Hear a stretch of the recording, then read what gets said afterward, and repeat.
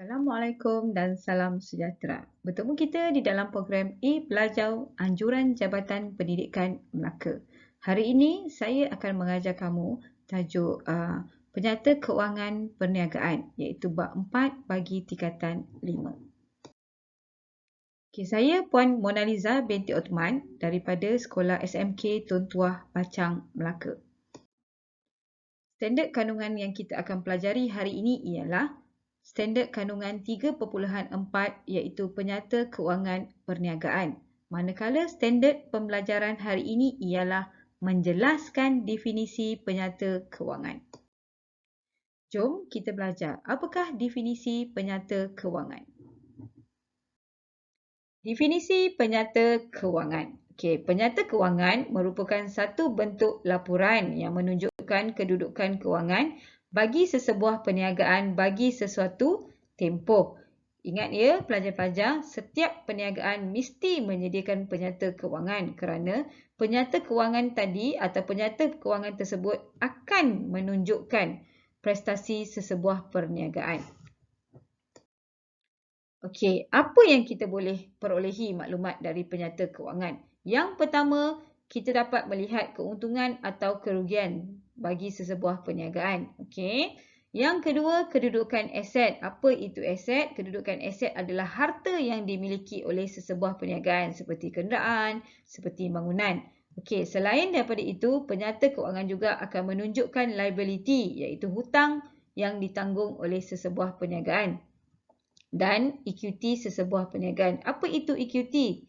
Pelajar-pelajar, equity adalah modal yang disumbangkan untuk menjalankan sesebuah perniagaan.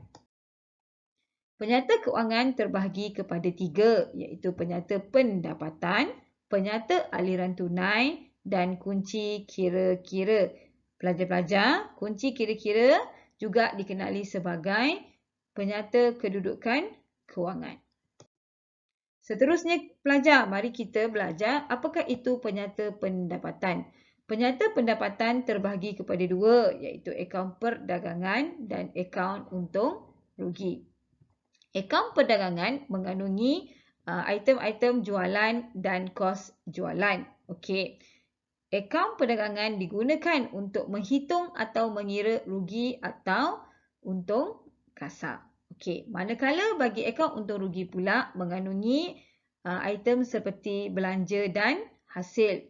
Okey, akaun untung rugi digunakan untuk menghitung untung atau rugi bersih.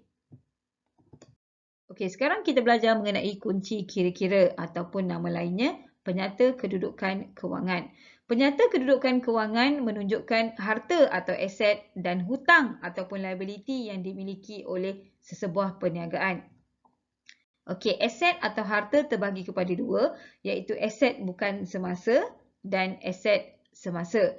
Manakala liability pula terbahagi juga kepada 2 iaitu liability bukan semasa dan liability semasa.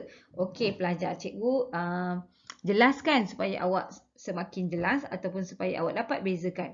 Okey, aset tadi saya dah cakap aset adalah harta. Harta ni terbahagi kepada 2 iaitu aset bukan semasa. Aset bukan semasa ini adalah aset yang sukar untuk perniagaan tukarkan di dalam bentuk tunai. Maksudnya sukar untuk dijualkan untuk mendapat wang tunai seperti kenderaan, bangunan, alatan pejabat, komputer, lengkapan. Okey. Manakala aset semasa adalah aset yang mudah untuk dicairkan. Contoh, stok ataupun kita panggil sebagai inventory. ABT iaitu akaun belum terima, wang perniagaan di dalam bank dan wang perniagaan di tangan iaitu yang kita panggil sebagai tunai. Okey, manakala liability. Liability adalah hutang yang ditanggung oleh perniagaan. Hutang yang ditanggung oleh perniagaan juga terbahagi kepada 2 iaitu liability bukan semasa. Liability bukan semasa adalah hutang yang kita tanggung melebihi dari 1 tahun. Contoh, pinjaman bank. Pinjaman bank yang perniagaan buat selama 10 tahun. Itu adalah liability bukan semasa. Manakala liability semasa ialah hutang perniagaan yang kurang dari 1 tahun atau 1 tahun. Contohnya ABB iaitu akaun belum bayar ataupun overdraft. Okey, seterusnya kelas kita belajar mengenai penyata aliran tunai. Okey, penyata aliran tunai adalah satu penyata yang menunjukkan perolehan dan penggunaan dana atau tunai bagi sesuatu tempoh. Okey, cikgu ingatkan awak bila melibatkan penyata aliran tunai, hanya dua sahaja urus niaga yang kita ambil kira, iaitu urus niaga tunai dan urus niaga bank.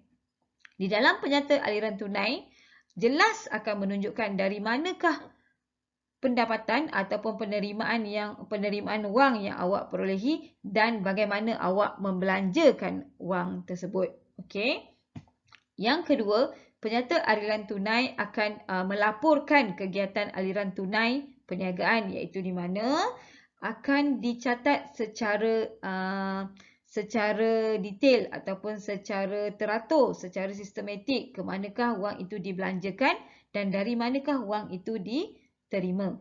Okey, yang ketiga, penyata aliran tunai juga menunjukkan keupayaan perniagaan untuk menjelaskan liability semasa perniagaan. Okey.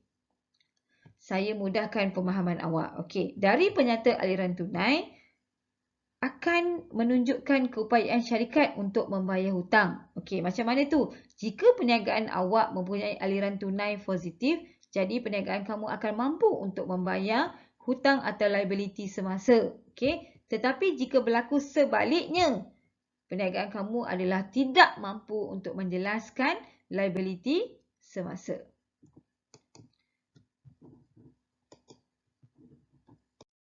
Okey.